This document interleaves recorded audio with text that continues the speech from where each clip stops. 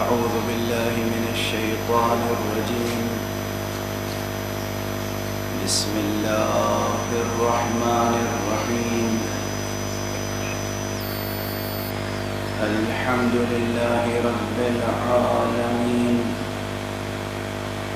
والصلاة والسلام على أشرف الخلائق أجمعين، سيدنا وسيد الأولين والآخرين، حبيبنا وحبيب إله العالمين، إمام المرسلين وخاتم النبيين، شفيع المذنبين ورحمة للعالمين، أبي القاسم المصطفى محمد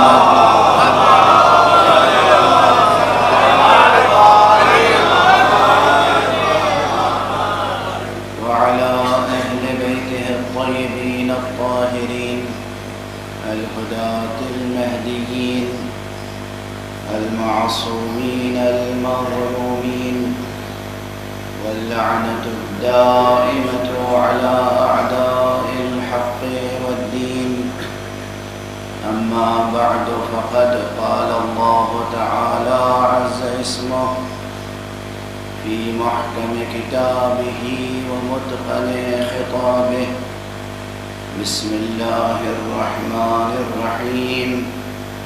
هو الذي أنزل عليك الكتاب منه آيات محكمات هن أم الكتاب وأخر متشابهات. صدق الله العلي العظيم.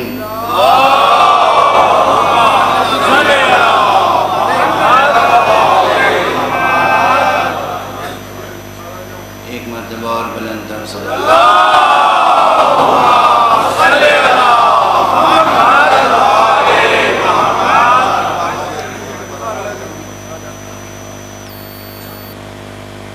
قرآن حکیم کے تیسرے سورہ مبارک ہے آل عمران کی. یہ ایک انتہائی فکر انگیز آیت ہے جو علوم القرآن کے بعض انتہائی بنیادی، اساسی اور محتم بالشان مباحث پر روشنی ڈالتی ہے، اور اسی آیت کریمہ کے ضمن میں امام حسین اور حقائق تعویل کے عنوان سے اس گفتگو کا سلسلہ جاری ہے. اذہان عالیہ میں محفوظ ہوگا جو کچھ اب تک یہ فقیر عرض کر سکا ہے. قرآن مجید کے آیات کے تعلق سے محکمات اور متشابہات کی بحث بہت عظیم الشان ہے، اور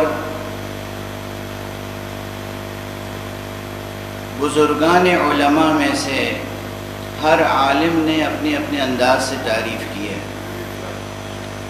تو اب طالب علمانہ گفتگو کا تقاضا یہ ہوتا ہے کہ کسی نتیجے تک پہنچنے کے لیے جتنے علماء پہلے نظریے پیش کر چکے ہیں ان سب پر نظر ڈالی جائے، اور پھر کوئی بات اس سے اخذ کی جائے نتیجے کے طور پر. اس لیے کہ کہنے والوں نے تو بہت کچھ کہا، لیکن یہ سب کہنے والے غیر معصوم ہیں. حرف آخر صرف کلام معصوم ہے. اگر کہیں معصوم کا کلام موجود ہے اور یہ ثابت ہے کہ معصوم کا کلام ہے تو بس وہاں بات ختم ہو گئی. کلام معصوم وہ حد ارتقاء ذہن بشری ہے کہ جس آخری حد پر جا کر انسانی ذہن مطالب قرآنیہ کو اخذ کر سکتے ہیں. لیکن بات اگر کلام معصوم تک نہیں پہنچی تو پھر کوئی بھی ہو، کتنا ہی بڑا عالم ہو، اس کا احترام ملحوظ رکھا جائے گا، لیکن اس کی بات کو نگاہ تنقید سے دیکھا جائے گا، اس لیے کہ معصوم نہیں ہے۔ یعنی یہ جسارت نہیں ہے، یہ جرأت نہیں ہے، یہ کسی قسم کی گستاخی نہیں ہے کہ آپ کسی بڑے سے بڑے عالم کی بات پر تنقیدی نگاہ ڈالیں، بلکہ یہ سچی طالب علمانہ شان ہوتی ہے، چونکہ طلب ہے کس کی؟ طلب ہے علم کی۔ علم اور یقین، اس کی طلب بڑی اہمیت رکھتی ہے، اور جب تک اصل معنی تک نہ پہنچ جائے انسان، یقین حاصل نہیں ہوتا۔ یعنی یہ فطرت انسانی ہے، جب تک اصل معنی تک نہ پہنچ جائے یقین حاصل نہیں ہوتا۔ یقین میں اور معنی میں ایک رشتہ ہے۔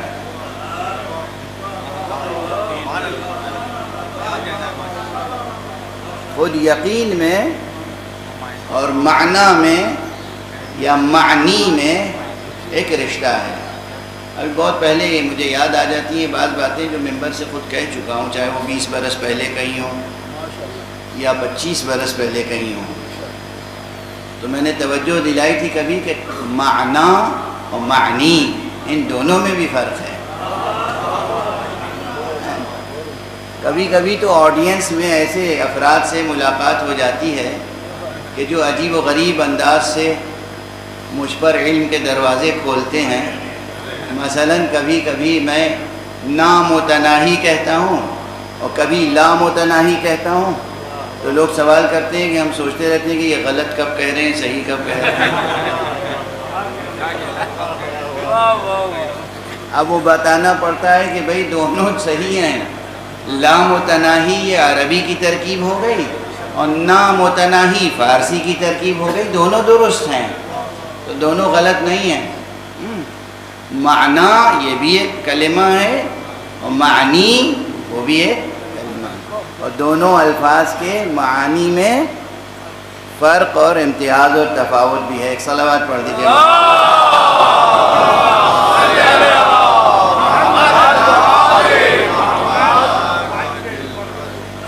حاشا وکلا آپ کے ذہن میں یہ بات نہ آئے کہ میں الفاظ کا بیجا استعمال کرنے کی کوشش کرتا ہوں۔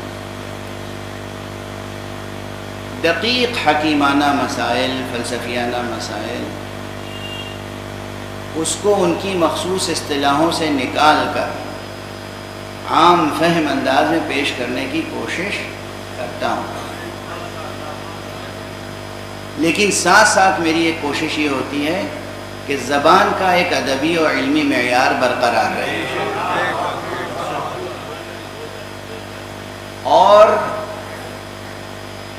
اپنے ایک دوست سے گفتگو ہو رہی تھی، وہ بھی عالم ہیں اور خطیب ہیں، اور کسی تیسرے خطیب پر تبصرہ ہو رہا تھا، گزشتگان میں سے جو گزر گئے، موجودہ لوگوں کی بات نہیں کر رہا ہوں، پروردگار ان کے درجات بلند فرمائے۔ تو بات یہ ہو رہی تھی کہ بھائی فلاں کے اسلوب میں کیا آپ کو اچھی بات لگتی ہے اور فلاں کے اسلوب میں کیا اچھی بات لگتی ہے۔ تو کسی ایک صاحب کے بارے میں یہ تبصرہ کیا انہوں نے کہ بھائی وہ بہت سلیس گفتگو کرتے تھے، جو بالکل عام انسان کی ذہنی سطح پر اتر کر گفتگو کرتے تھے۔ بس وہیں پہ میں نے تبصرہ کیا، میں نے کہا دست ادب جوڑ کے یہ عرض کرنا چاہتا ہوں، میں مطالب کو آسان بنا کر، سہل بنا کر عام انسانوں تک پہنچانا ایک ہنر ضرور ہے، مگر اترے بغیر۔ یہ جو آپ نے کہا عام ذہن پر اتر کر، وہ اس میں ایک پہلو ہے، خطیب ممبر حسینی ممبر پر بلند ہوتا ہے، اترنے کا حق اسے نہیں ہے۔ کسی پستی میں اترنے کی بات کر رہا ہوں۔ آپ 1 گھنٹے تقریر کیجئے، بہت آسان تقریر کیجئے، مگر عمدن بھی 2-4 لفظ نئے ضرور استعمال کیجئے تاکہ سننے والے جوان ان نئے الفاظ کی جستجو میں خود کوششیں آغاز کریں۔ اگر آپ نے کوئی ایک نیا لفظ بھی نہیں دیا تو پھر کیا دیا؟ اور فرما رہے ہیں یہ نہیں ہے مقصد کہ اپنی زبادانی کا اظہار کیا جائے، اپنے علم کا اظہار کیا جائے، نہیں، کچھ ایسی بات ضرور کی جائے کہ علم کے نئے دروازے کھلیں۔ اور علم کی کلید بڑی حد تک زبان ہے، یہ الفاظ، نیا لفظ سامنے آئے گا، نئے معانی کی جستجو ہوگی۔ بہرحال یہ الفاظ اور معانی کی جستجو ہی ہے جو محکم اور متشابہ تک لے جاتی ہے۔ کل میں نے عرض کیا تھا کہ بعض الفاظ ایسے ہیں جن کے معنی میں اجمال ہے یا ایک طرح کا ابہام ہے، یا ایک لفظ ہے اس کے ایک سے زیادہ معنی ہیں۔ یہ بحث ہے علمی، لغوی بھی ہے، ادبی بھی ہے، تفسیری بھی ہے، اصولی بھی ہے۔ ایک لفظ کے ایک سے زیادہ معنی ہوتے ہیں، اور اس کی مشہور ترین مثال کیا ہے؟ آپ سے پوچھوں تو آپ کو دینی چاہیے مثال۔ یہ ضروری نہیں ہے کہ آپ کہیں کسی طالب علم سے پوچھئے، مدرسے میں جا کے پوچھئے، آپ کو معلوم ہونی چاہیے کہ ایک لفظ کے ایک سے زیادہ معنی ہوتے ہیں۔ سامنے کی بات ہے، کتنی بار بحثیں ہو چکی ہیں۔ حضور نے فرمایا من کنت مولا فہذا علی مولا، اور لفظ مولا میں آ کر بحث ہوتی ہے کہ مولا کے کتنے معنی ہیں، ہوتی ہے نہیں ہوتی؟ اب اسی وجہ سے تو لفظ یہ حدیث ماننے کے باوجود اور حدیث کے محکم ہونے کے باوجود لوگوں نے اسے متشابہ بنا دیا۔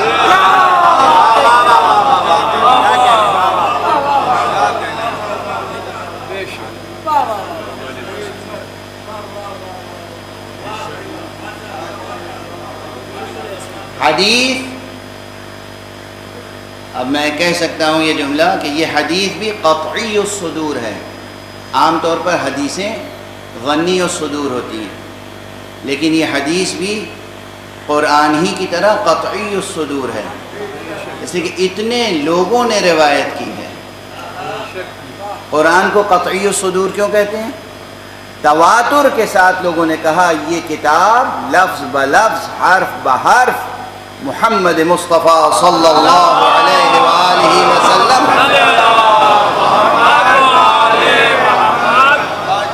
سے ہم تک پہنچی بالتواتر، قطعی تواتر۔ تواتر کا یقین حاصل ہو جاتا ہے کہ حضور نے یہ کہا۔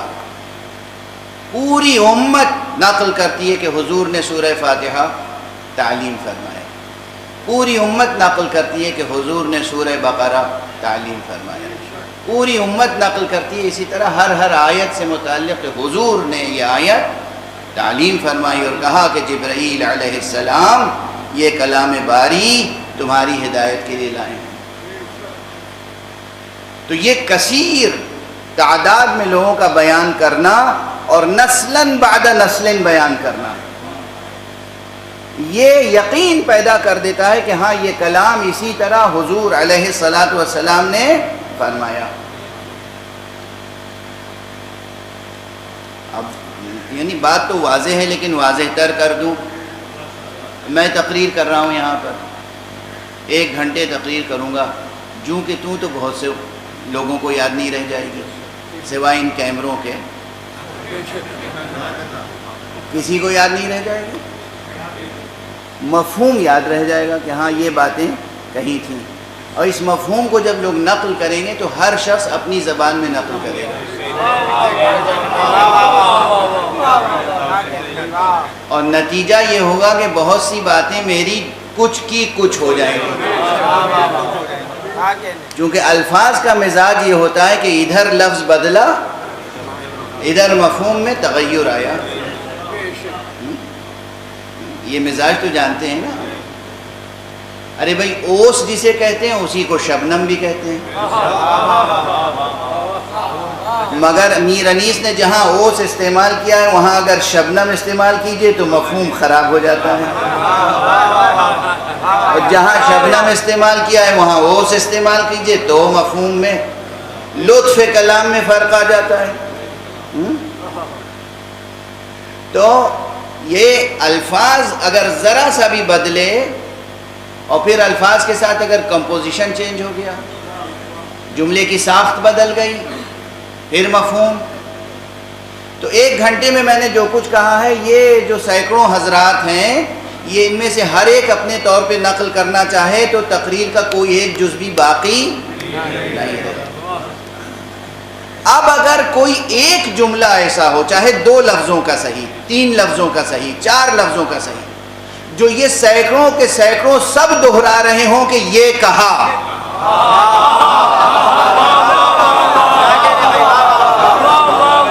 اب اس میں کسی شک کی گنجائش نہیں رہ جائے گی، بھائی کچھ کہا ہو یا نہ کہا ہو، یہ کہا۔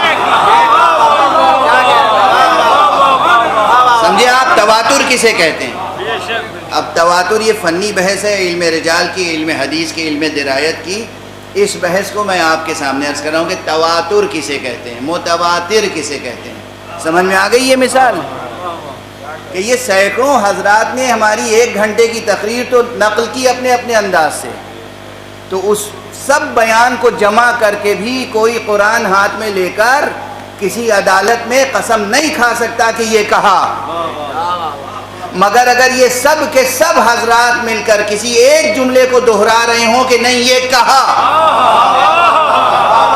تو پھر وہ کہلائے گا متواتر۔ اور پھر خدا نہ خواستہ اگر عدالت میں میں بھی انکار کرنا چاہوں کہ میں نے تو یہ نہیں کہا تھا تو میرا انکار بھی مانا نہیں جائے گا۔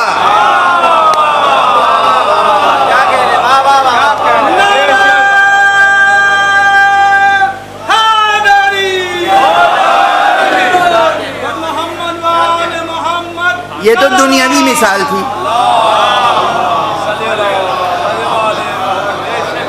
یہ تو دنیاوی مثال تھی، یہ تو دنیاوی مثال تھی۔ اب میں مذہبی تاریخ کی مثال بھی 2 دے دیتا ہوں۔ ایک مثال وہ ہے جو قرآن سے ہٹ کر پیغمبر اکرم صلی اللہ علیہ وآلہ وسلم نے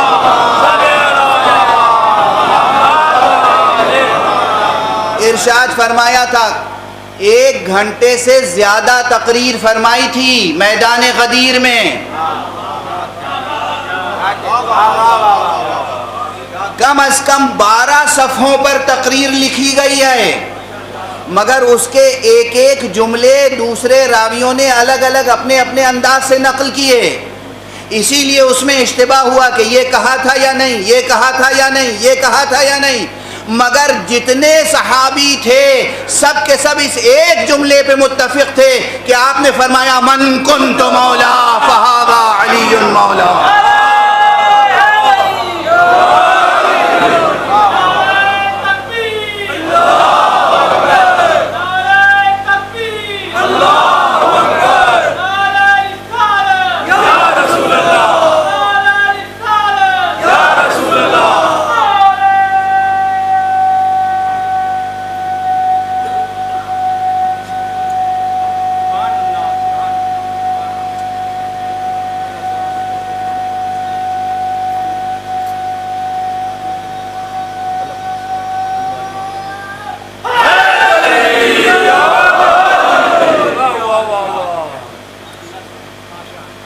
اب تواتر کی مثال، قرآن تو متواتر ہے ہی، پورا کا پورا قرآن متواتر ہے، یعنی یقین ہے کہ لسان مبارک مصطفیٰ سے یہ پیغام الہی ہم تک پہنچا۔ اس کے بعد جو حدیث ہے حدیث کی حرمت ہے، حدیث کی تقدیس ہے، حدیث کی اہمیت ہے. کسی بھی فقرے کے لیے یہ یقین حاصل ہو جائے کہ حضور نے ارشاد فرمایا ہے، تو پھر بات تمام اس ارشاد کا بطور حکم بھی قرآن مجید سے کمتر رتبہ نہیں ہے. ارے جس زبان سے خدا کا پیغام ملا ہے اسی زبان سے یہ حکم ملا ہے.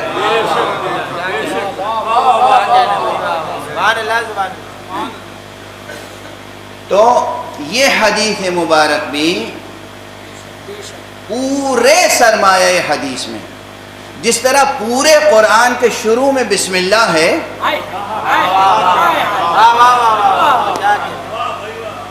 اسی طرح پورے سرمایہ حدیث میں اگر متواتر حدیثوں کو سب سے اوپر رکھا جائے گا، پھر صحیح حدیثیں، پھر معتبر حدیثوں کی دوسری رتبے کی حدیثیں، اور اس کے بعد ضعیف حدیثیں سب سے نیچے رکھی جائیں گی نا. اگر اس طرح ایک منار علم تشکیل دیا جائے تو سب سے پہلے حدیث کے منار میں جو متواتر ترین حدیث لکھی جائے گی، اس کے علاوہ دوسری کوئی حدیث ہے نہیں.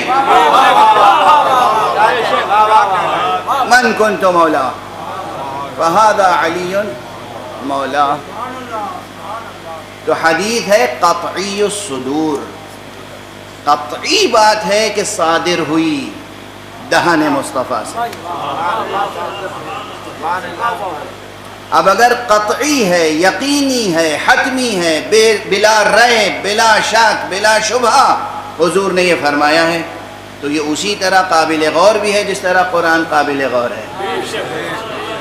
اسی طرح یہ قابل اتباع بھی ہے جس طرح قرآن قابل اتباع ہے. اور جس طرح قرآن کی حجیت ہے اسی طرح حضور محمد مصطفیٰ صلی اللہ علیہ وآلہ وسلم یہ ارشاد مبارک کی حجیت ہے. حجیت کے کیا معنی ہوتے ہیں؟ بات سے بات پیدا ہوتی ہے. اب یہ بھی ایک اصطلاح ہے، حجیت اور حجت. ہم لوگ بہت استعمال کرتے ہیں ممبر سے، میرے علاوہ دوسرے خطبہ بھی استعمال کرتے ہوں گے. اب مجھے نہیں معلوم کتنے لوگ سمجھتے ہوں گے اس لیے کہ اردو میں تو حجت کرنے کے معنی صرف ایک ہیں، ہے نا، لڑے جانا، زباں درازی کرنا، اپنی بات پہ اڑے رہنا، دوسرے سے لڑے جانا، اسی کو کہتے ہیں حجت. حجت کے یہ معنی نہیں ہے، اصل عربی میں حجت کے یہ معنی نہیں ہے. پھر حجت کے کیا معنی ہے اور حجت کے فقہی معنی کیا ہے، فقہی تعریف، ڈیفینیشن کیا ہے، یہ سمجھ لیجیے. اب اس کو بہت آسان کر کے تمہید میں، مثالوں میں وقت صرف ہو جائے گا، بہت آسان کر کے آپ سے عرض کر رہا ہوں. حجت ہر وہ قول خدا، ہر وہ امر خدا، اور ہر وہ امر پیغمبر، اور ہمارے ہاں ہر وہ امر معصوم.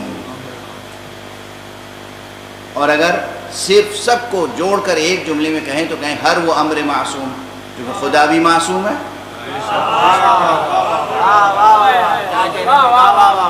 العصمت للہ، اصل عصمت تو خدا کے لیے ہے. خدا معصوم، خدا کا کلام معصوم، خدا کا رسول معصوم، اور پھر رسول جسے کہہ دے معصوم وہ معصوم. ہمارے ہاں خود ساختہ معصوم کا کوئی خانہ نہیں ہے. کوئی ہو، کوئی ہو، کوئی ہو، کوئی ہو، کائناً من کان، کوئی بھی ہو، کوئی خود سے دعویٰ کرے معصوم ہونے کا، ہم اسے معصوم تسلیم نہیں کر سکتے. اور پوری دنیا مل کے کسی کو کہے کہ ہم اسے معصوم بناتے ہیں، تب بھی ہم کسی کو معصوم نہیں سمجھ سکتے.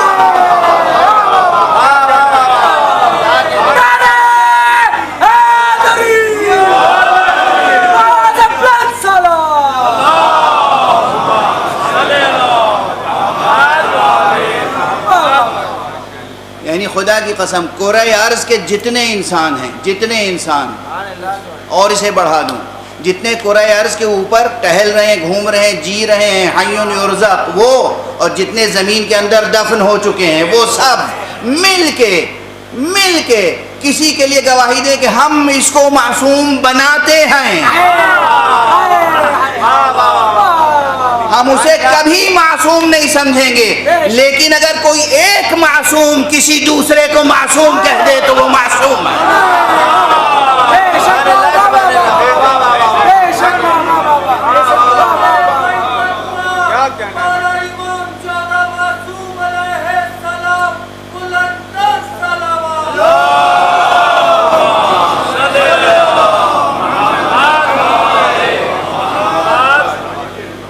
اصل اصیل یہ ذرا لفظوں کے تغیر کے ساتھ اور اصطلاحوں کے تغیر کے ساتھ بہت جگہوں پر استعمال ہوتی ہے، علوم اسلامی میں، فقہ میں، اصول فقہ میں، کلام میں۔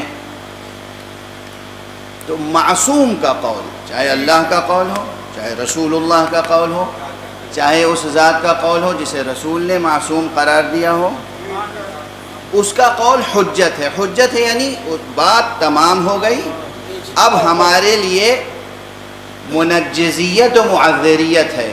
منجزیت معذریت یہ کیا ہوگی؟ ایک کے بعد ایک سخت سے سخت لفظ آ رہے ہیں۔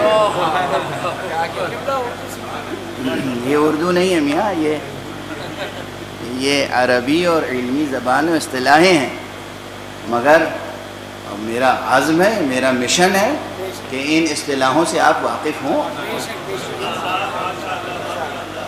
آپ میں سے کتنے سائنٹسٹ ہیں مگر کتنے سائنسی الفاظ سے آپ واقف ہیں؟ واقف ہیں نہیں ہیں۔ آپ میں سے کتنے ہیں جو ویسٹرن کلچر کو اچھی طرح جانتے ہیں؟ آپ کا تو ایسٹرن کلچر ہے، آپ کا اسلامی کلچر ہے، لیکن آپ ان کے کلچر کی اصطلاحوں سے واقف ہیں؟ تو آپ کو اپنی اسلامی ثقافت کے کلمات سے واقف ہونا چاہیے۔ منجزیت و معذریت یہ ہے، حجیت یہ ہے کہ آپ کوئی عمل کر رہے ہوں اور کوئی پوچھے کہ آپ یہ کیوں کر رہے ہیں، کہ تو معصوم کا یہ قول ہے۔ سمجھ میں آئی بات؟ یہ قول ہے، یہ آیت ہے یا یہ حدیث ہے۔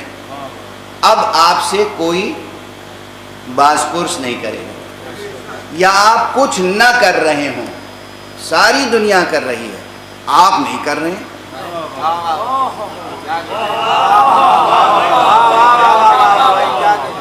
بھائی دیکھیے نا، صرف لفظ تو نہیں منتقل ہو رہا ہے نا، تو دل میں جذبہ بھی پیدا ہو رہا ہے نہیں، ارادہ بھی مضبوط ہو رہا ہے نہیں، وہ کردار ہونا چاہیے نا کہ ہوا کے بہاؤ میں بہہ نہ جائیں۔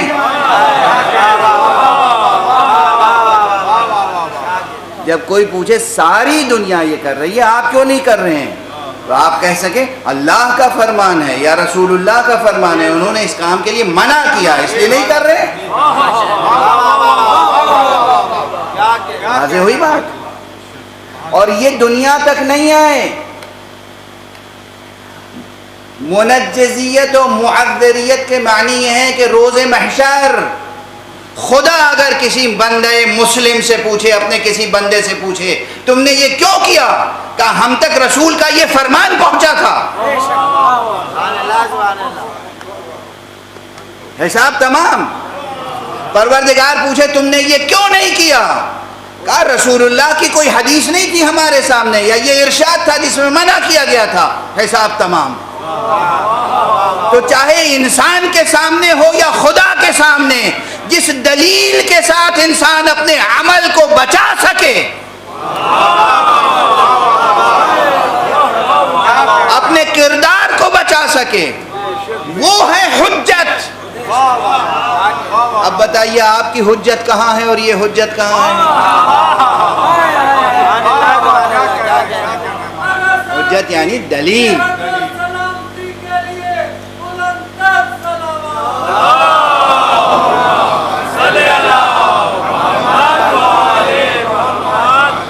ایک اور بلندر صلوات پڑھنا۔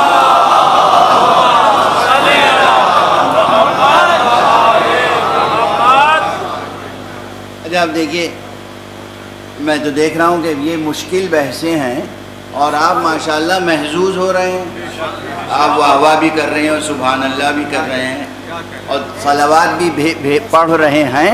اس کے معنی یہ ہے کہ پیغام منتقل ہو رہا ہے۔ اچھا اب کیا یہ صرف میں نے اصطلاحیں بتائیں اور الفاظ نئے نئے استعمال کر لیا آپ کے سامنے اور کوئی اس کا اثر نہیں ہے؟ اثر تو ہوگا، اثر تو ہونا چاہیے۔ یہ پیغام تو اسی میں نہفتہ ہے، اسی میں یہ پیغام موجود ہے کہ اگر کوئی حکم خدا اور حکم رسول سامنے ہے اور اس میں کسی چیز سے روکا گیا ہے تو بس ہمیں رکنا ہے، چاہے پوری دنیا وہ کام کرے یا نہ کرے۔ ہمیں دنیا سے غرض ہے یا خدا سے، خالق دنیا سے؟ دنیا سے غرض ہے یا خالق دنیا سے؟ دنیا بھر کے مدرسوں میں، مکتبوں میں، یونیورسٹیز میں، بازاروں میں، ایوانوں میں دنیا پرست بنایا جاتا ہے۔ یہ ہے مدرسہ حسینی جس میں خدا پرست بنایا۔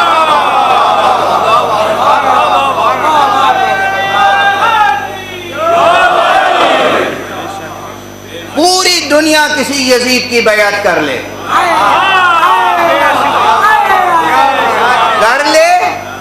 ہم نہیں کرتے۔ پوری دنیا کسی خاطی کو خاطی نہ کہے، ہم خاطی کو خاطی کہیں گے۔ تو یہ ہوتی ہے حجیت، یہ ہے معذریت، یہ ہے منجزیت۔ کسی عمل کو انجام دینے کے لیے کافی ہے کہ دلیل ہاتھ میں ہو۔ کیا دلیل؟ قال اللہ قال رسول اللہ۔ کبھی کبھی دلیل نہ کہہ کر اسے حجت کہتے ہیں، کبھی حجت نہ کہہ کر اسے علم کہتے ہیں۔ لفظ علم کا اطلاق کبھی کبھی صرف حجت اور دلیل کے معنی میں ہوتا ہے، اس لیے کہ حجیت علم کی ذاتی خصوصیت ہے۔ علم سے حجیت کو کوئی جدا نہیں کر سکتا، یعنی اگر علم ہے تو اس کے مطابق عمل کرنا پڑے گا، اور اگر علم ہوتے ہوئے عمل نہیں کیا تو پھر گناہگار ہوگا انسان، پھر گناہگار ہوگا انسان۔ تو علم کی یہ حجیت جو ہے یہ ذاتی وصف ہے۔ قاطع یا علم، لفظ علم، اور پھر لفظ علم ایک عام معنی میں ہے اور ایک لفظ علم خاص معنی میں ہے۔ وہ خاص معنی کیا ہے؟ دین کے دائرے میں، دین کے دائرے میں قال آئنسٹائن علم نہیں ہے، قال نیوٹن علم نہیں ہے، قال ایڈم اسمتھ علم نہیں ہے، قال کارل مارکس علم نہیں ہے۔ بس دو ہی ہیں، قال اللہ قال رسول اللہ صلی اللہ علیہ وآلہ۔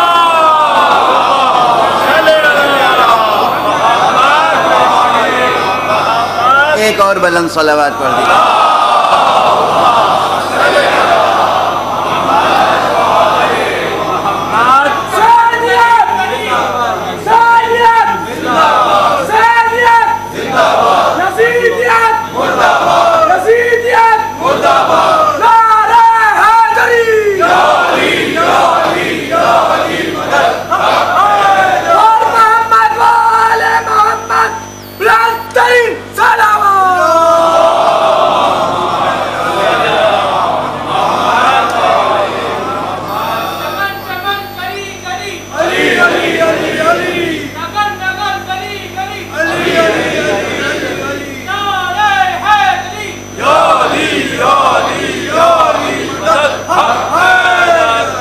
ماشاءاللہ۔ آپ حضرات یہ نعرے لگاتے ہیں، جس ذہن کی بھی تخلیق ہے، کیا اچھی تخلیق ہے۔ بے شک بے شک۔ آخر میں جو ختم ہوتا ہے حق حیدر، اس میں کیا معنی ہے؟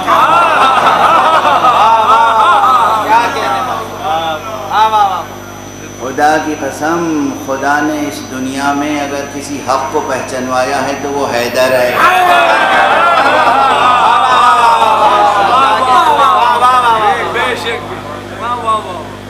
وہی حق ہیں اور وہی حق ہیں اور بس وہی حق ہیں۔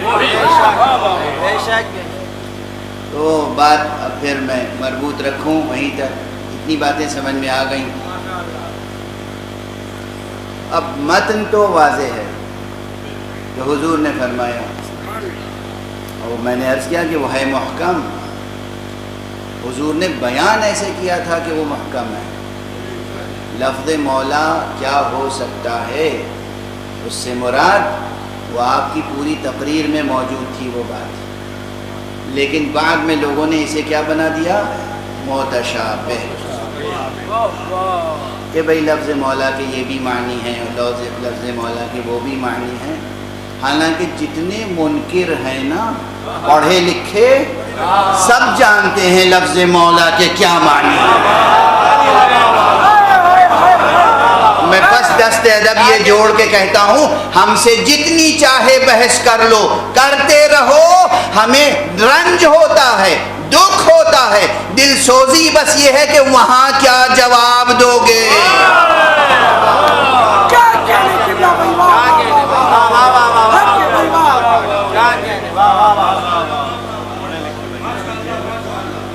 ہم کوئی تمہارے محاسب ہیں؟ نہ ہم تمہارے محاسب نہ تم ہمارے محاسب. نہ آپ کو مجھے حساب دینا ہے نہ ہمیں آپ کو حساب دینا ہے. روز حساب ہے، اس روز حساب مصطفیٰ منبر نور پر ہوں گے حضور حق میں. اس موقع پر کیا جواب دیں گے جب اللہ سبحانہ و تعالی دریافت کرے گا، میرے حبیب، میرے پیغمبر، میرے نبی مصطفیٰ نے یہ پیغام پہنچایا تھا، تم نے کیسے اس پیغام کو ضائع کر دیا؟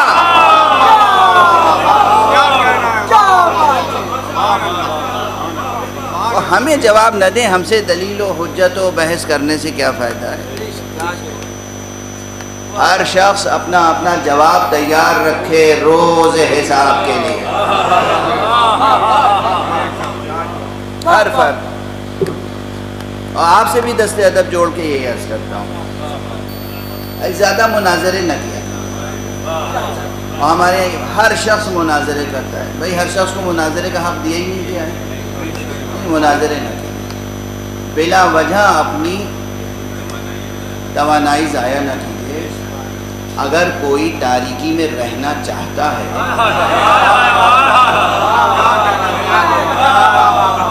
تو آپ کس لیے لے جا کے چراغ اس کے گھر میں رکھ رہے ہیں بار بار؟ آپ چراغ رکھ لیں وہ بجھائے جا رہا ہے، آپ شمع جلاتے ہیں بجھا دیتا ہے، آپ شمع جلاتے ہیں وہ بجھا دیتا ہے. بار بار جب شمع جلائیں اور کوئی بجھاتا رہے تو آخر میں فیصلہ عقل کا یہی ہوتا ہے کہ اب یہ شمع فانوس میں اپنے پاس رکھ لو یا پردہ غیب میں رکھو. صلوات پڑھ دیں محمد و آلہ.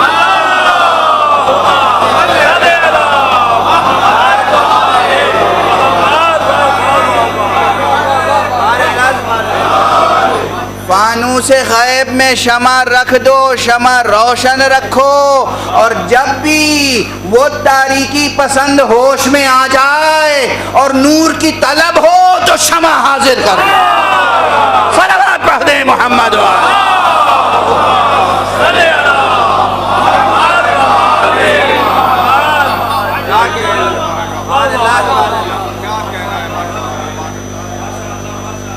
بہرحال تو بات تو محکم اور متشابہ کی تھی، اور بات یہ تھی کہ کبھی کبھی کوئی آیت کوئی کلام متشابہ اس لیے ہو جاتا ہے کہ ایک لفظ کے ایک سے زیادہ معنی ہوتے ہیں، تو پھر تلاش کرتے ہیں کہ بھئی اس کے کون سے معنی مراد ہیں.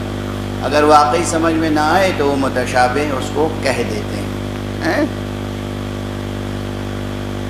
قرآن مجید میں ایک کلام ہے، مثال کے طور پر آج ایک کی مثال دے رہا ہوں اور بہت مشہور مثال، سورہ مبارکہ اخلاص. بسم اللہ الرحمن الرحیم. قل هو اللہ احد اللہ الصمد لم یلد ولم یولد ولم یکن له کفوا احد.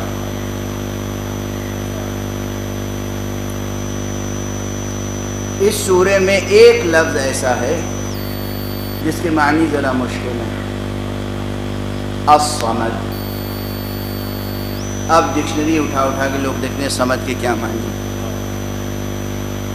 تو یہ اختلاف اسی وقت ہوا صدر اسلام میں، حضور کے فوراً بعد. اور بہت سے لوگ اس وقت بھی مدعیان علم تھے. مدعی بننے میں کیا خرچ ہوتا ہے؟ تو ایک دوسرے کے سامنے اپنی لا علمی کا اظہار کیا کرتے تھے.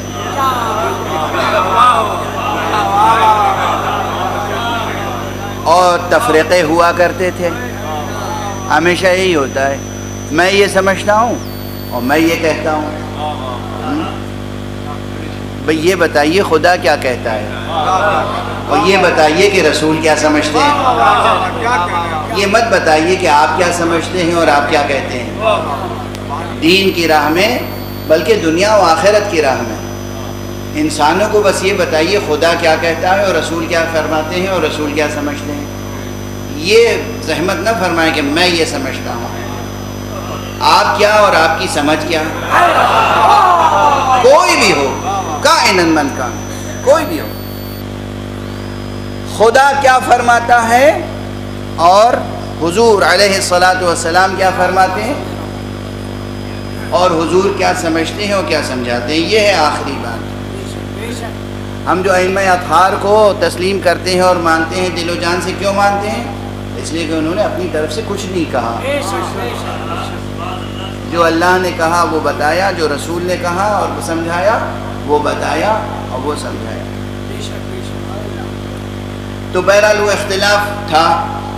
اب دیکھیے نا، یہ صورتحال تھی مدینہ منورہ میں مسجد پیغمبر صلی اللہ علیہ وآلہ وسلم.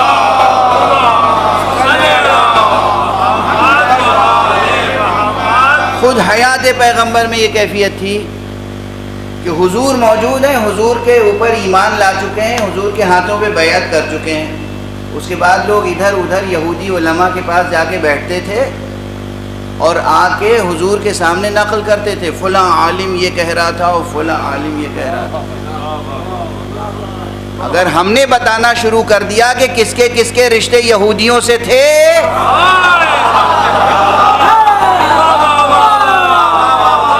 تو بہت مشکل ہو جائے گی.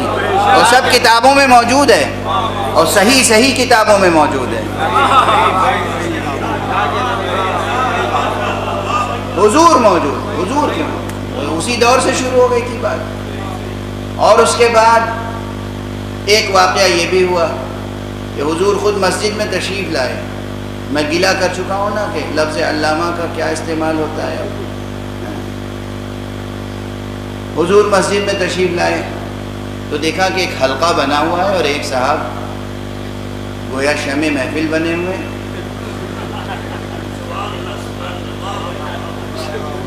تو کہا بھئی یہ کیا؟ کہا رجل علامہ.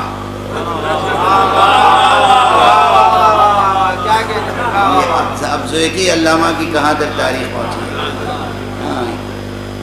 لفظ علامہ عربی میں مبالغے کے لیے آتا ہے. یہ تائے تانیث نہیں ہے. عموماً عربی اسماء میں تائے تانیث لگا کے مؤنث بنایا جاتا ہے. تو علامہ عالم کا مؤنث نہیں ہے. علامہ یعنی بہت علم رکھنے والا، فہامہ یعنی بہت فہم رکھنے والا ہے. مبالغے کے لیے ہر زبان کی اپنی جمالیات ہوتی ہے. تو کہا یہ بہت علم رکھنے والا شخص ہے. حضور کے سامنے اس کا ذکر کر رہے ہیں، یہ بہت علم رکھنے والا شخص ہے. کیا ذوق ہے ماشاءاللہ. حضور سے کہہ رہے ہیں یہ بہت علم رکھنے والا ہے.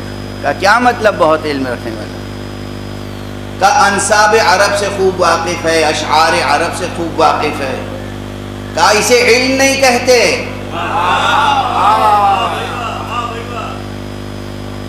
علم تو بس یہ ہے کہ یا آیت محکمہ یا سنت قائمہ، یا سنت قائمہ ہو یا آیت محکمہ ہو. ورنہ یہ جو تم بتا رہے ہو یہ علم نہیں ہے.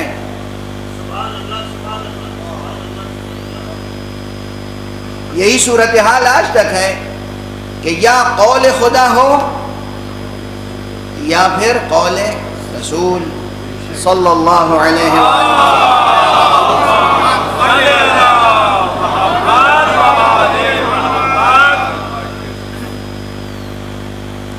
رسول کے دور میں یہ حلقے قائم ہونے لگے تھے تو بعد رسول کتنے حلقے بڑھ گئے ہوں گے؟ چنانچہ یہ تاریخ ہے کہ بعد پیغمبر امام حسن و امام حسین کے دور میں امام حسن کی کرسی لگی ہوئی ہے، آپ درس ارشاد فرما رہے ہیں، اور پھر 2-4 اور کرسیاں لگی ہوئی ہیں۔ یعنی غور کیجئے، وہ وجود مبارک و مقدس جس کو رسول نے اپنی زبان چسائی ہو اور جس کی زبان چوسی ہو، جو جزو جان پیغمبر ہے، جو خود قرآن ناطق ہے، وہ موجود ہے اور تفسیر قرآن بیان کر رہا ہے، اور جس کے لیے رسول کہہ چکے ہیں کہ یہ اہل جنت کا سید و سردار ہے، پھر پوری امت کا مزاج کیا ہونا چاہیے تھا؟ سب بیٹھ کر سنتے، ہمتن گوش ہوتے، دل کے کانوں سے سنتے کہ جزو بضعِ پیغمبر، جزء پیغمبر کیا ارشاد فرما رہے ہیں، مگر ہر ایک نے اپنی اپنی کرسیاں الگ الگ لگائی کہ ہم بھی کچھ جانتے ہیں، ہم بھی منہ میں زبان رکھتے ہیں۔ تو اختلافات پیدا ہوئے۔ اب دور حضرت آقا ابو عبداللہ الحسین علیہ السلام،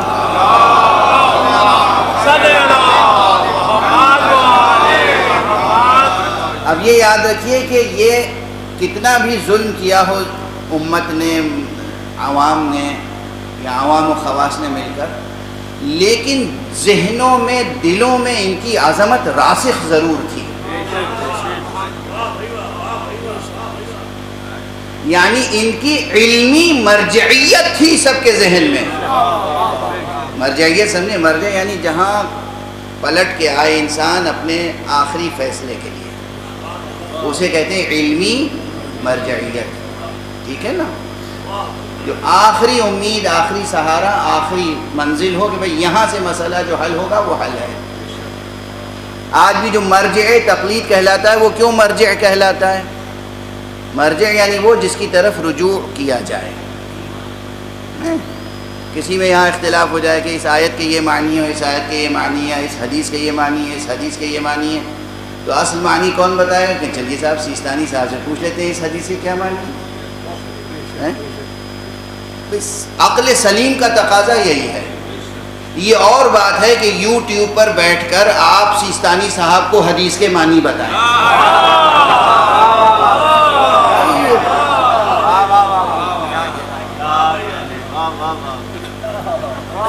اور ہمارے یہاں وہ چاہے سیستانی صاحب ہوں یا آغائے خامنئی ہوں، یہ جو مراجع ہیں، مراجع کس لیے مراجع کہلاتے ہیں؟ جو اٹک اٹک کے ہجے کر کر کے آپ عبارت پڑھنے کی کوشش کر رہے ہیں اور پھر اس کے معنی بیان کر رہے ہیں، بھئی وہ لوگ بچپن سے اب تک ان کا کام ہی ہے دن رات حدیثوں کو پڑھنا، اور ایک بار نہیں بار بار پڑھنا، بار بار پڑھنا، بار بار پڑھنا، صبح سے شام کرنا اور شام سے صبح کرنا، صرف کس فضا میں؟ قال اللہ، قال رسول اللہ، قال الامام علی، قال الامام حسن، قال الامام باقر، قال الامام صادق، صبح سے شام، شام سے صبح۔ مولا نے کیا کہا، اس کے کیا معنی ہے، اس کے کیا معنی ہے، اس کے کیا معنی ہے، اس سے ہمیں کیا حکم حاصل ہوتا ہے؟ تو جو مسلسل اسی تحقیق و جستجو میں ہو اور اس کا ایک مرتبہ قائم ہو جائے، اس کا حرف معتبر ہوتا ہے، اسے مرجعیت حاصل ہوتی ہے۔ آپ کی مغربی یونیورسٹیز میں بھی یہی ہوتا ہے، آپ پی ایچ ڈی کرتے ہیں تو کسی کے سپرویژن میں کرتے ہیں، کوئی گائیڈ ہوتا ہے۔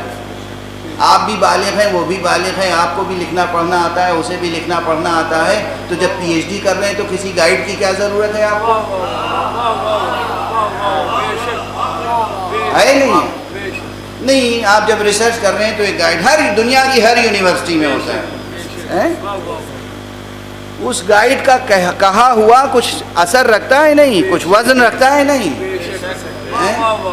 اب وقت تو بہت تیزی سے گزر گیا، کیا کروں، مگر میں اپنے اسلوب سے آج دھیرے دھیرے بات آگے بڑھا رہا ہوں۔ آپ سب کو ماشاءاللہ شاعری کا بھی بہت شوق ہے، تو ایک واقعہ سن لیجئے لکھنؤ کا۔ جناب مرزا دبیر، کوئی چھوٹا نام نہیں ہے، سب جانتے ہیں۔ جناب مرزا دبیر نے شاعری شروع کی، اور انہوں نے اپنا کلام کسی استاد کو دکھایا، اس استاد نے کوئی ایک لفظ بدل دی، وہاں پر ایک لفظ کو بدل دیا. اب وہ لکھنؤ والے یہ کہتے ہیں لفظ بدل دی، دلی والے کہتے ہیں لفظ بدل دیا. تو یہ بھی دونوں جملے صحیح تھے، غلط نہیں تھے.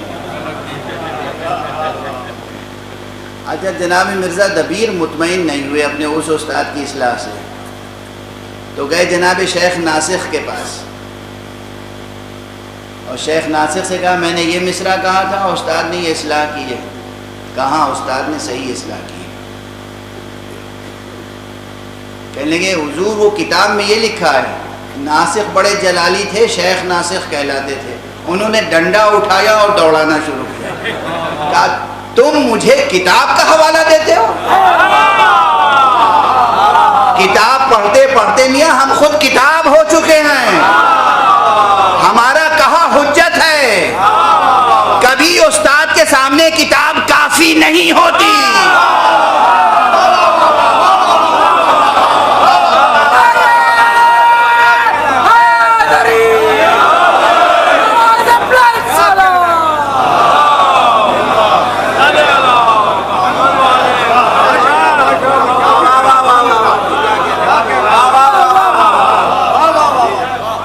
مجھے بتاؤ گے کتاب میں کیا لکھا ہے؟ دبیر مرزا صاحب خاموش گھر آ گئے. استاد کی اصلاح دل و جان سے قبول کر لی. استاد استاد ہوتا ہے تو مرجع ہوتا ہے. کسی سائنس میں آپ پی ایچ ڈی کر رہے ہوں، لٹریچر میں، ہیومینٹیز میں کر رہے، کسی بھی علم میں کر رہے ہیں، استاد استاد ہوتا ہے. یعنی کیسا بے ادب معاشرہ ہو گیا ہے. اردو پڑھنے نہیں آتی، اردو پڑھنے نہیں آتی، اردو لکھنا نہیں آتا، اور اعتراض کس پر؟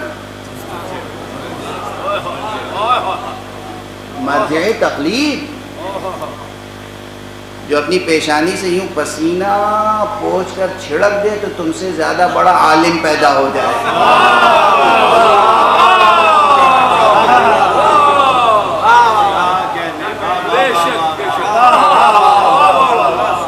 آپ کیا سمجھتے ہیں اپنے علماء کو؟ کیا سمجھتے ہیں اپنے علماء؟ بغیر چشم کرم باب علم کوئی عالم نہیں بنتا. اسی لیے امریکہ بلاتا رہے، کینیڈا بلاتا رہے، آسٹریلیا، ساری دنیا بلاتی رہے اور عیش و آرام اور عشرت اور آسائش مہیا کرنے کے لیے وعدے کرے، آمادہ کرے، ڈالر قدموں میں ڈالے، مگر دروازے مولا علی چھوڑنے کو تیار نہیں. ہم کہاں چھوڑ کے جائیں گے علی کا در؟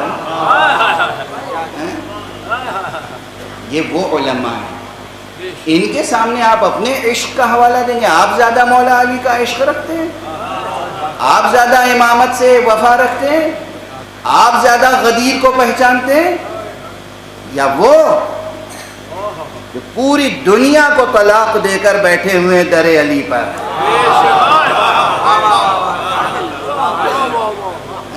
بہرحال بس اتنا جملہ کافی. ایک ہوتی ہے علمی مرجعیت، جہاں ہر شخص سوچتا ہے کہ ہاں یہاں سے جواب ملے گا. تو کرسیاں تو سب نے لگا لی تھیں، مگر ذہن میں یہ تھا کہ ملے گا جواب تو وہاں سے ملے گا. تو آقا حسین علیہ السلام کے دور کا واقعہ ہے کہ سب کے سب لفظ صمد میں مختلف فی ہو گئے. تو صمد کے کیا معنی ہے؟ ابھی بھی لفظ صمد کی بھی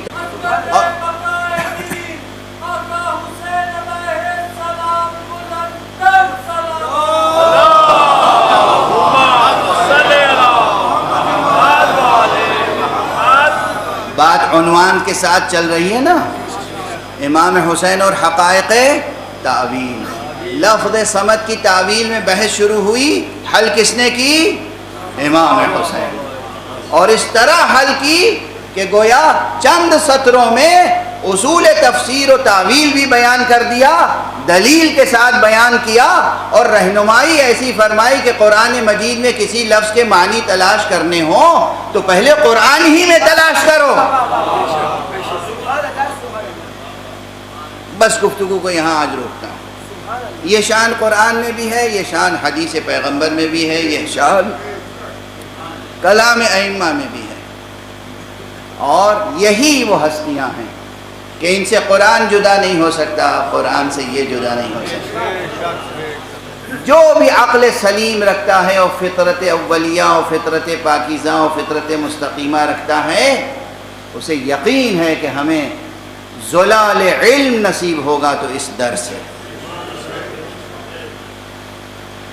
اور چاہے یہ سفر میں ہو یا حضر میں، چاہے یہ صلح میں ہو یا جنگ میں۔ یعنی ان کی شان یہ ہے کہ اگر جنگ کرنے کے لیے جا رہے ہیں اور ایک پاؤں رکاب میں رکھ چکے ہیں اور دوسرا پاؤں رکھنا چاہتے ہیں، اور اس وقت بھی کوئی مشکل سے مشکل مسئلہ پوچھ لے تو ایک لمحے میں جواب عطا کرتے ہیں۔ ایک سے زائد مواقع پر خود امیر المومنین علی ابن ابی طالب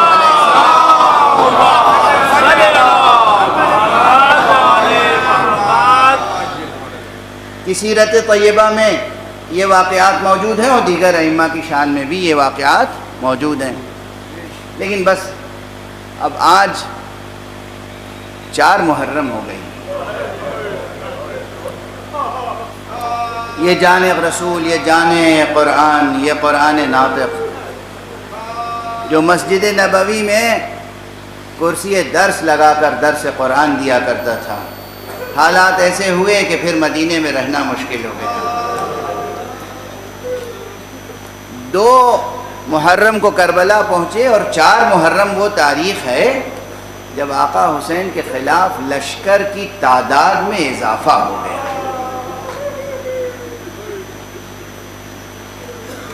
دھیرے دھیرے اب لشکر بڑھ رہا ہے، ادھر لشکر مخالفوں کا بڑھ رہا ہے اور ادھر آقا کی تنہائی میں اضافہ ہو رہا ہے۔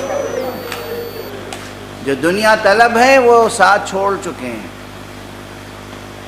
اور جو حق شناس ہیں ان کے ثبات قدم میں اضافہ ہوتا جا رہا ہے۔ اب وقت بالکل نہیں رہ گیا، اس لیے بہت تیزی سے آج جی چاہتا ہے کہ آقا کے اصحاب میں سے ایک ایسے صحابی کا تذکرہ کروں، آپ کے جانثاروں میں سے ایک ایسے جانثار کا جس کی ایک بڑی عظیم الشان تاریخ ہے، اور قیامت تک جتنے افراد بشر ہیں، جتنے انسان ہیں، ان تمام انسانوں کے لیے ایک بڑا نمونہ عمل اس کا کردار ہے۔ دیکھیے آقا امام حسین تو معصوم ہے، کوئی بھی غیر معصوم حسین نہیں بن سکتا۔ ہاں ان سے ہم ہدایت لیں گے، روشنی لیں گے، اور کوئی یہ سمجھ لے کہ ہم حسین بن سکتے ہیں، ناممکن۔ اور وہ تو معصوم ہیں، 14 معصومین میں سے ہیں، 12 اماموں میں سے ہیں۔ کیا کوئی علی اکبر بن سکتا ہے؟ کیا کوئی قاسم بن سکتا ہے؟ نہیں۔ ہم ان کے تذکرے کرتے ہیں اور ان سے اپنے دل و جان میں ایمان کی روح پھونکتے ہیں، اپنے یقین میں اضافہ کرتے ہیں، ان کو خراج عقیدت پیش کرتے ہیں، لیکن ہم بن نہیں سکتے۔ لیکن چند کردار یہ جو اصحاب کے ہیں، یہ تمام انسانوں کے لیے حجت بن جاتے ہیں۔ اگر حر یہ کر سکتا ہے کہ دنیا کو ٹھوکر مار دے، تو ہم کیوں نہیں ٹھوکر مار سکتے؟ اگر زہیر قین یہ کر سکتے ہیں تو ہم کیوں نہیں کر سکتے؟ حر کیا بنی ہاشم میں سے تھے؟ حر کیا آل رسول میں سے تھے؟ زہیر قین کیا آل رسول میں سے تھے؟ نہیں، اشراف میں سے تھے، اچھا خاندان تھا، صحیح النسب، اچھا بڑا خاندان ضرور تھا۔ تو یہ دونوں کردار بطور خاص بہت اہمیت رکھتے ہیں۔ یوں تو جون کی مثال کوئی معمولی مثال ہے۔ ایک حبشی غلام، چہرے کی رنگت سیاہ، لیکن چہرے کی رنگت پہ نہیں جانا چاہیے، دل کتنا روشن تھا جون کا۔ اتنی مثالیں ہیں عام انسانوں کے لیے کربلا میں کہ جس کی بنا پر یہ کہہ رہا ہوں اور سب کہتے ہیں کربلا تمام عالم انسانیت پر حجت قائم کر دیتی ہے۔ کوئی گورا ہو، کالا ہو، کوئی حبشی ہو، کوئی یمنی ہو، کوئی عربی ہو، کوئی عجمی ہو، کوئی انسان ہو، کوئی خاطی گناہگار ہو یا کوئی متقی و پرہیزگار ہو، جتنے بھی افراد بشر ہیں سب پر کربلا میں حجتیں موجود ہیں۔ بس چند جملوں میں، حالانکہ آپ گریہ کرنے کے لیے آمادہ ہیں، میں کسی کا بھی تذکرہ کروں تو آپ گریہ کریں گے، لیکن زہیر کے تعلق سے 2-3 جملے عرض کریں۔ مکے سے جب آقا حسین چلے ہیں تو 8 ذی الحجہ کو آقا چلے تھے اور حج تمام کر کے زہیر بھی مکے سے کوفے کی طرف روانہ ہوئے، تو گویا 1-2 منزلوں کا فاصلہ تھا۔ زہیر عمدن اس طرح چلتے تھے کہ کہیں آقا امام حسین کے قافلے کے ساتھ ملحق نہ ہو جائے، ایک فاصلہ برقرار رکھتے تھے۔ اب یہ فاصلہ کیوں برقرار رکھتے تھے اب اس کے بیان کا موقع نہیں۔ ایک منزل ایسی آئی کہ جہاں اتفاقاً، اب ہم دنیاوی لحاظ سے کہہ رہے ہیں اتفاقاً، لیکن باطنی لحاظ سے کہنا چاہیے کہ گویا امر مشیت کا تقاضا یہ ہوا کہ آقا کے کارواں کے قریب ہی جا کر زہیر نے بھی اپنا خیمہ لگا دیا۔ ادھر زہیر نے خیمہ لگایا، ادھر آقا نے اپنے غلام کو بھیجا، جاؤ زہیر قین سے کہو حسین بلا رہے ہیں۔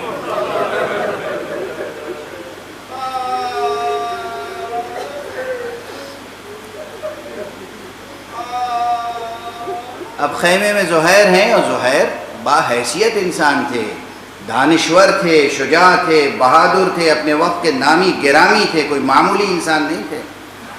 تو یہ حضرات جب کوئی باحیثیت سفر کرتا ہے تو تنہا تو نہیں کرتا ہے، ان کے ساتھ غلام، بھائی، اہل خاندان، خدمت گزار، پورا کارواں تھا ان کا بھی۔ لیکن خیمے میں اس وقت وہ بیٹھے ہوئے تھے اور سامنے زوجہ۔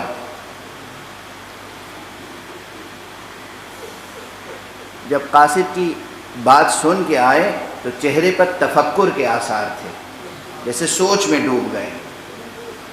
زوجہ نے چہرہ دیکھا، کہا زہیر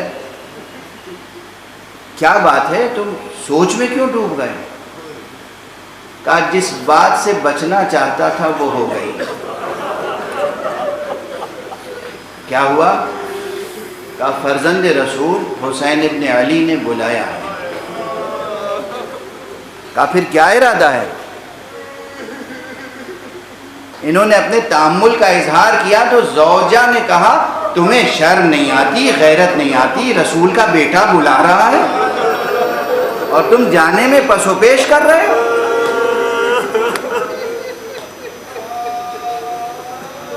ایسی بامعرفت بیویاں ہونی چاہیے۔ آپ اپنی بچیوں کی ایسی تربیت کیجئے، اپنی خواتین کی ایسی تربیت کیجئے جو آپ کو ہمیشہ خدا کی طرف لے جائیں، حق کی طرف لے جائیں۔ زہیر نے کہا نہیں میں جاتا۔ اٹھے، آقا کی خدمت میں گئے۔ کیا گفتگو ہوئی آقا سے، چند کلمات گفتگو کے بعد واپس آئے تو چہرہ حشاش بشاش، وہ چہرہ جو سوچ میں ڈوبا ہوا تھا وہ چہرہ منور ہو رہا تھا، مشرق، دمکتا ہوا چہرہ۔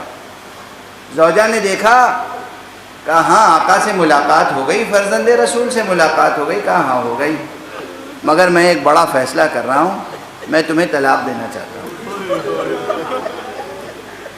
مجھے اچھی طرح یاد ہے، یہ میرا ہی جملہ ہے، میں نے اسی منبر سے کہا تھا دنیا میں تمام طلاقیں نفرت کی بنیاد پر ہوتی ہیں، اختلاف کی بنیاد پر ہوتی ہیں، تاریخ میں میری نگاہ میں یہ واحد طلاق ہے جو عشق کی بنیاد پر ہو۔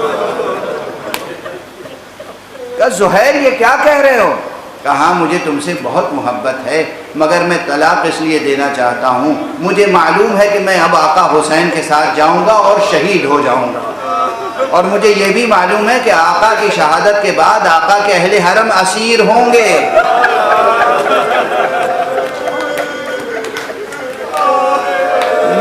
اپنی جان تو دے سکتا ہوں مگر تمہاری اسیری مجھے قبول نہیں۔ اجرکم علی اللہ، اجرکم۔ آئے آقا حسین، زہیر کو قبول نہیں ہے کہ اس کے گھر کی خواتین اسیر ہو جائیں، مگر آقا حسین کی شہادت کے بعد زینب بھی اسیر ہے، ام کلثوم اسیر ہیں، رباب اسیر ہیں، لیلا اسیر ہیں، سکینہ اور رقیہ اسیر ہیں۔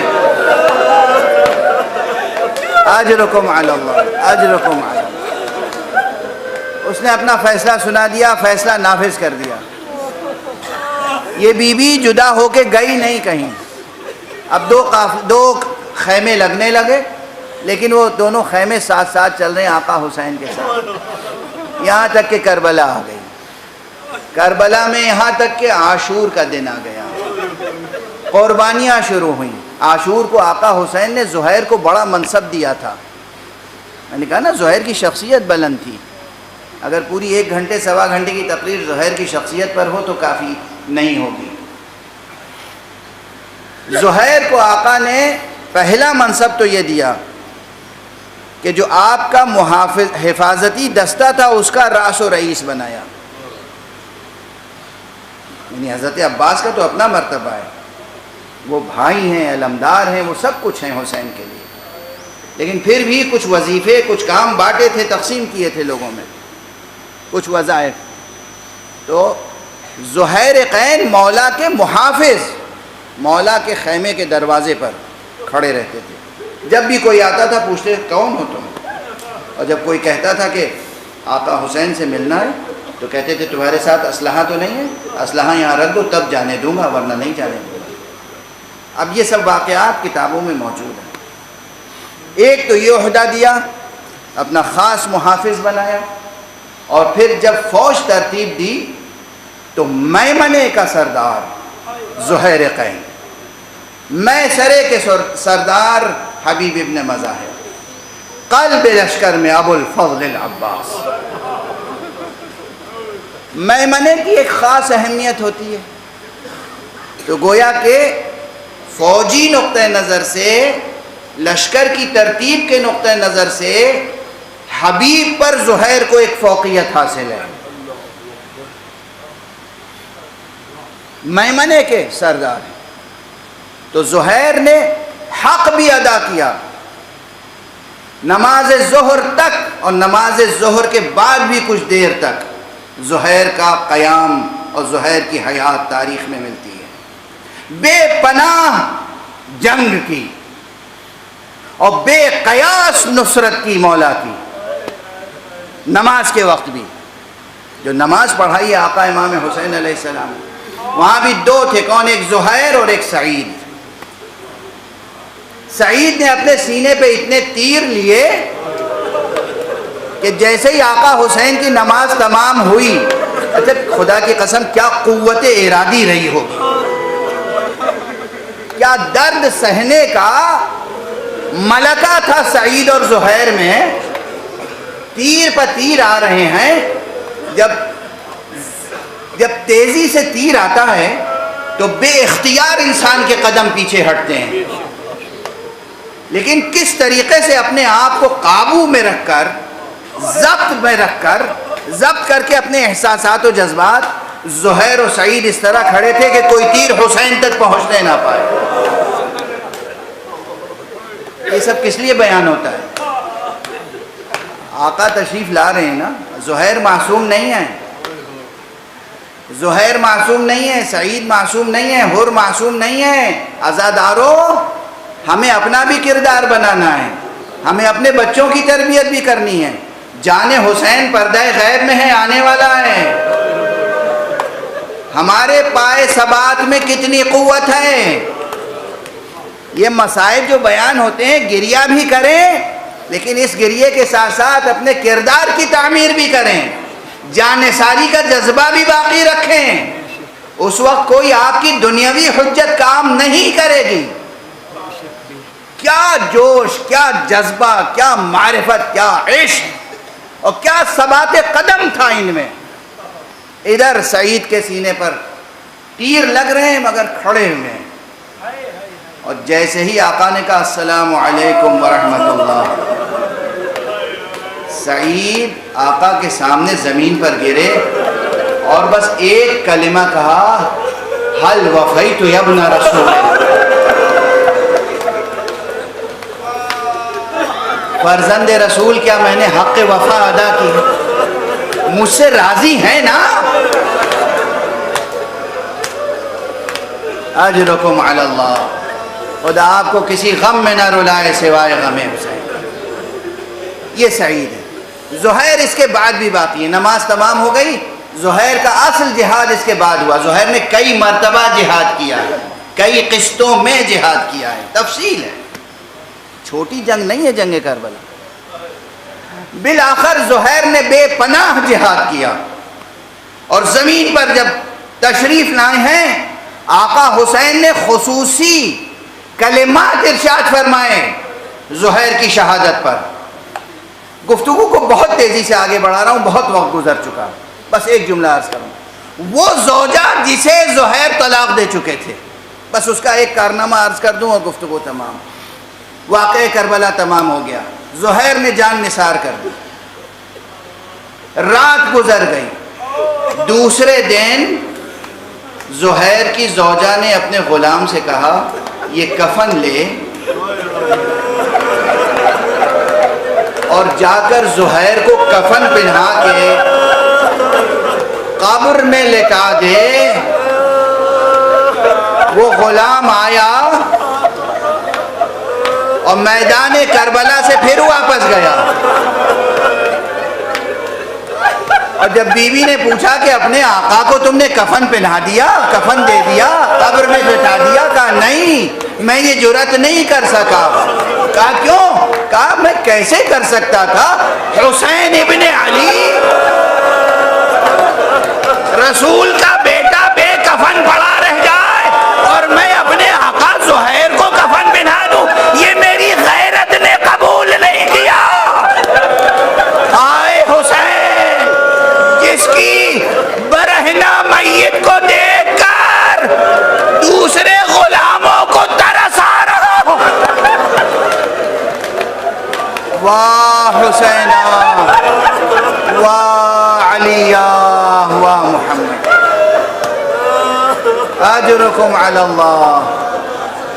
پروردگار ہماری اس مختصر سی عبادت اعضاء کو قبول فرما. پروردگار معبود ہمیں علوم قرآن اور معارف اہل بیت سے آشنا فرما.